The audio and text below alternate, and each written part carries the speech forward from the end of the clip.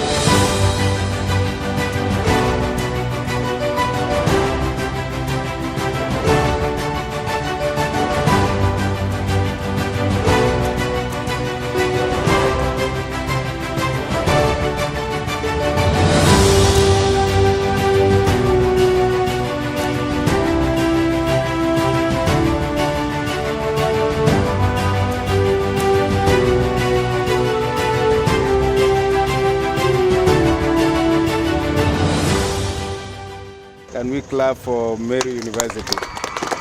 Today marks a new era in emergency medical response within our great Meru County and its environs, as we introduce a state-of-the-art ambulance equipped with the latest technology and medical safeguarding medical equipment to provide the highest level of care for those in need. Safeguarding the health and promoting the well-being of every human being is essential to sustainable development. Our aim as a university is to save more lives and to improve patients' outcomes by providing the right care at the right time. And this new ambulance, ladies and gentlemen, will play a critical role in achieving that goal. And this, as you all are aware, resonates well with the resolution of the university to take a proactive role in help to our community, starting with Nchiru at the gate here. So we are very happy to inform you that this ambulance is equipped with the latest life support systems, including advanced airway management equipment, the defibrillators, the advanced monitoring equipment, and by next week we'll also be having a ventilator. This will allow our medical personnel to provide care that is second to none in this our region. We have also invested in the latest communication and navigation systems, ensuring that our ambulance crews can respond quickly and efficiently to emergencies, and that they are able to communicate with hospitals and other emergency services in real time. This ambulance, my friends, will make a real difference to the lives of the people in our community, starting from our students and everybody around. We are committed to providing the best possible care for those in need. And this new ambulance is just one example of that equipment. In it also, we are going to have EMT, emergency medical technology training for the nurses, for the paramedics, for everybody.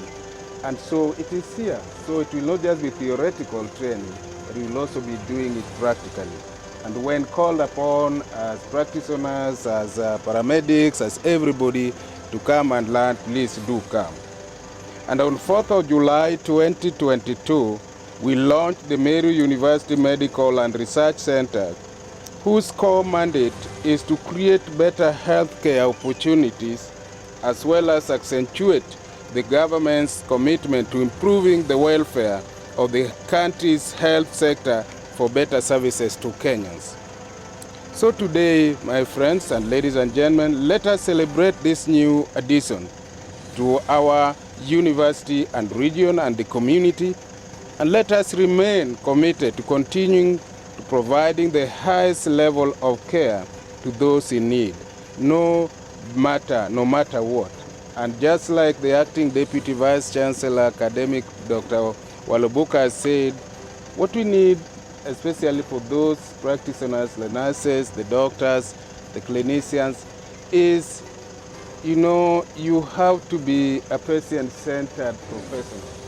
And Frida, once again, thank you for really being there at that particular time. In fact, you behave like that student was in one of the institutions in Luyaland, the one who was dancing and singing for the patient. And believe me or not, the patient got healed up. That patient-cared approach, customer-focused approach, is what we need in this country. All the things we do, and we really celebrate you, our nurses, our clinicians, our doctors, our pharmacists, all the paramedical, everybody involved, and who is going to be involved in this one here. Martin Luther King said it like this: life's most persistent and urgent question is, what are you doing for the others? Unafanya nini? Leo, I know you are a patient, by the way, you should get it. What, for the sake of the others. You know, my good person, when I'm alone in my study room and my bedroom, I read a lot of Munro. You remember Munro? Yeah. That when we were created, ladies and gentlemen, God put everything in us. Now, when you are down here, you are expected to exhaust all that.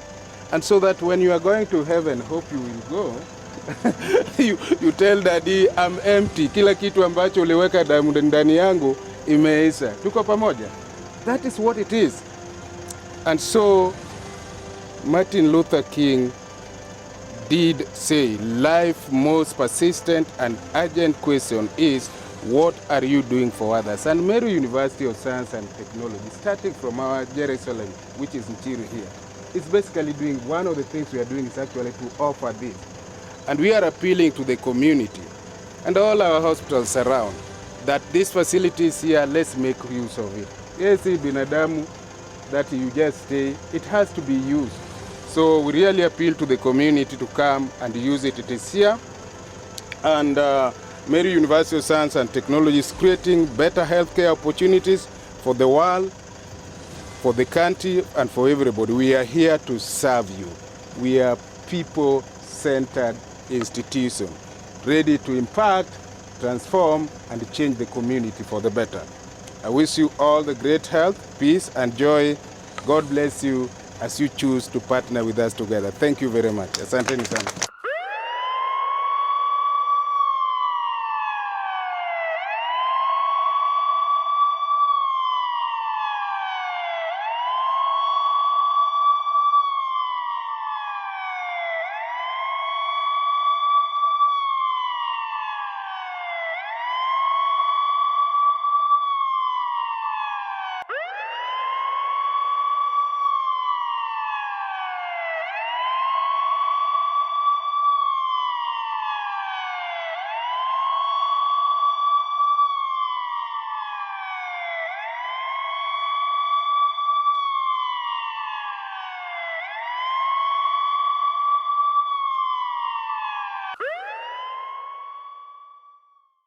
Thank you very much. It's great to see you once again today, all of you, the media team. Question to the VC, please.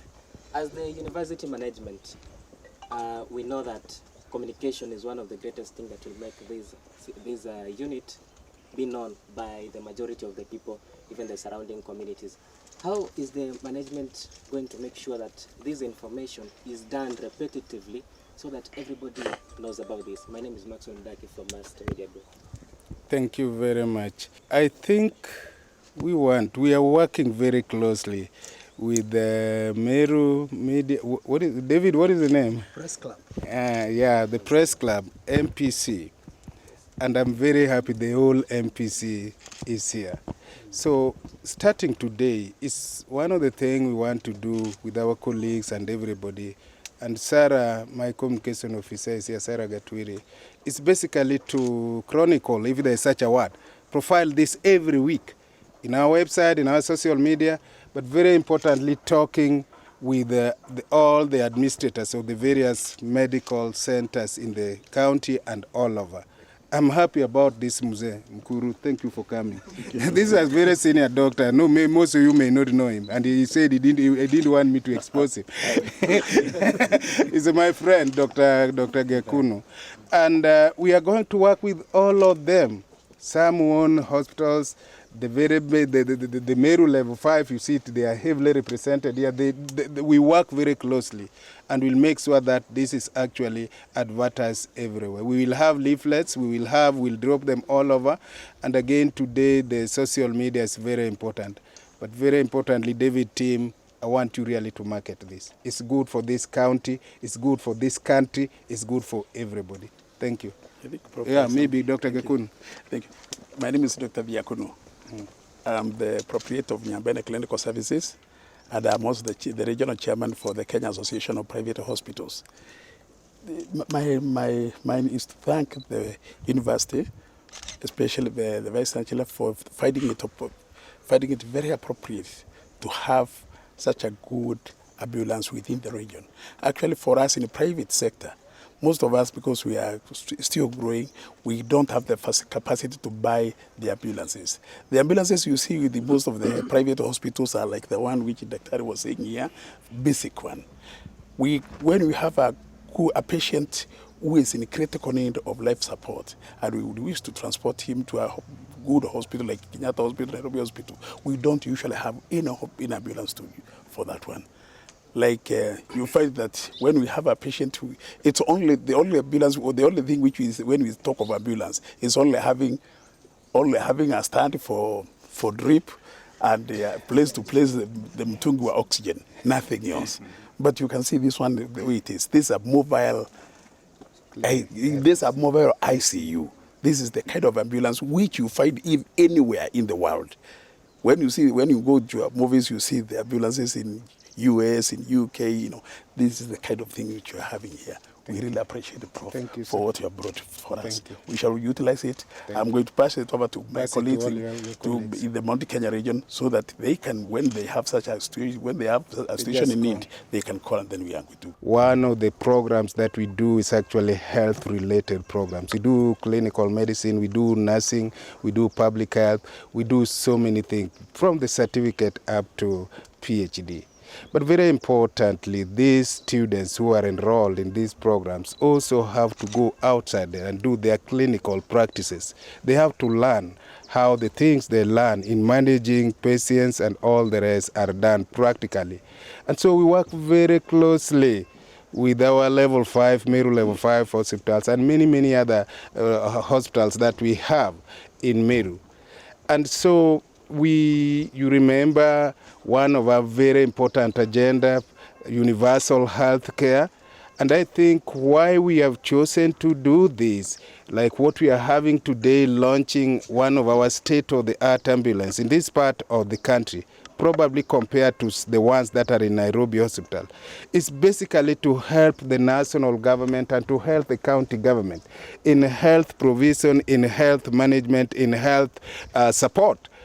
We have not forgotten about the problems that we used to have when we had the COVID, the ventilation problems, people dying just because we are not able to have this facility to escort them. So I lost about 2 or 3 staff, and I don't want to quote their name here, but one of them was simply because we did not have facility even to transfer them at the right time to the right kind of the hospitals. Now with this launch of our ambulance, some of these things are going to be reduced. But very importantly, the management, the people taking care of the patients is also going to be improved in the sense that now we have a facility here that they can use. But as also a training institutions, we are going to also launch a very important course, what we call the EMT, the Emergency Medical Technology course, basically focusing the people who are already in the HOCs, who are already in the various county hospitals, on how to manage patients, especially at the critical level, when they have been involved in road accident, they are almost the point of sometimes even dying. this facility will do this. And so I'm very happy as the Vice Chancellor of Meru University the last 4.5 years that we are able to launch this. That will not only support my staff here, or not only support my students here, but we open this to all our community, because universities world over are also meant as instruments of supporting the community where they are domiciled in. And so that's what I can say. Very important thing. And when you note that from Nairobi up to the border Kenya, Somali, border Kenya, Ethiopia, border Kenya, this side, Southern Sudan, there is no facility like this. So this is very important, and I think, David, just to tell you that it is going to be part and parcel of providing a solution to the government need of providing facilities that can improve healthcare. I think that's what I can say for now. Again, thank you very much. We did launch in July last year a medical research center. And we are very happy because universities, as I've said, have to provide solutions to community problems. They are meant to touch, change, impact, and improve community. And in this particular case, the health issues. Meru as a county has, just like many other places, we have our special kind of problems. You are aware we have problems of cancer. Cancer prevalence is one of the highest, perhaps not just in Kenya, perhaps in Africa. Now, who will answer that question? Why is cancer prevalence so high here? That's a research question. Just like any other places, we have seen growth of emerging diseases. You know, these kind of viral diseases, name them everywhere. Now, who will answer the questions? Why are these things just coming now? Is there a relationship between these diseases that are coming up with the climate problem, the climate change? We live in a climate change world right now. And people are saying before in Meru here, we didn't have some of the ailment that we are having, but we are seeing emergence of this. Is there a relationship between the climate change and these diseases and many, many other things? So the Medical Research Center is an innovative way of really seeing how the people that we have assembled in the university, the salad of medical and paramedical and nurses and pharmacists that we have here, how they can also get, institute research questions that they can now go to the community, and from the community try to answer that. And this is very, very important. Universities world over, still repeat, normally have teaching and referral hospital. And Meru University is not going to be left alone. Just behind me here, you see a very big building coming up. That's going to be our dream medical school. And once we have a medical school, we'll also be having a teaching and referral hospital that will actually complement what our good neighbor, the Meru Teaching and Referral Level 5 Hospital, is doing, and many, many others. So yes, the naming, the starting of Medical Research Center is actually the right thing to do, because we also have the graduate students that do research, be it public health, be it epidemiology, name it.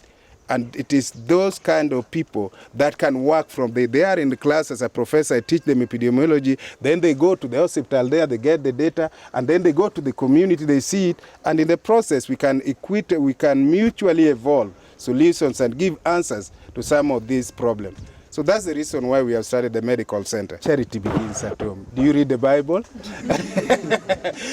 tutaanza hapo ndani Jerusalem, which is here, then Chiru, then Kianjai, I mean everywhere. When the facility is there and somebody is almost in a critical position and it needs to be taken to Nairobi, this facility is there. So we are not going to restrict, but again, it is for everybody. Myself, you have seen that I've just been lifted here at Simuliona. Everybody. So we are not restricting, but I don't know whether you want to add something. Administrator? Actually, that our services will extend to the region, Isiolo, Tharaka-Nithi, Embu, and if need be, further than that. But we'll start, as the VC is saying, in Meru, knowing that this is the only facility that has this kind of equipment. Ambulance, just like you use air. The air for ambulance is petrol. there for ambulances that it has to be maintained, repaired, and all the rest. So there will be fee. If I have to move somebody, say, from Isiolo to Meru Level 5 hospital, you know, it will cost me. I have nurses, I have doctors, I have to pay them. So there will be some little cost, but also very conscious of our people. So yes, the ambulance will be available for those kind of people, not only for transferring the sick people from here to Nairobi, but even between the HOCs that are around and they don't have that facilities. But there, of course, there will be a cost, but being a public institution and being a very responsible public institution, it will be a cost-effective budget that will be put on that. Universities, public universities for the last 5, 6, 7 years are going a lot of financial problems. And there's no doubt about it. Meru University is not an exemption. We have been a bit lucky. I think we all know, especially our friends from the media, the funding of public universities is what is called differentiated unit course. That means if I'm a trained teacher, and Dr. Gakuna, Mzee, nice to see you, Daktari. Dr. Gakuna is a medical doctor. If we went to the university the same time, and apparently we went the same time, his course costs a lot of money. Mine as a teacher is very little money.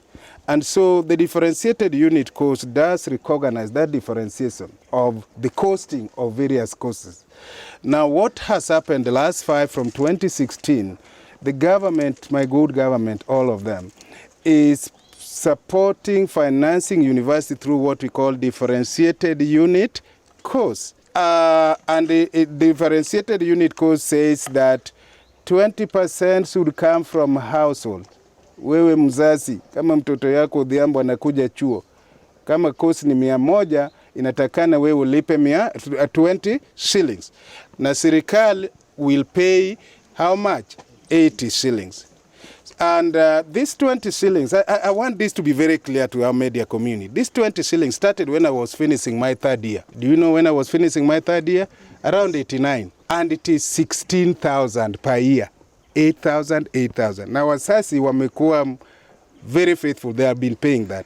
The government is supposed to pay 80%. And because of our economy, you know, this government is ours. Si mnajua hiyo? Our economy affected by Russia, Ukraine war, many other things, the government is only able to pay 50%, around 48-50%.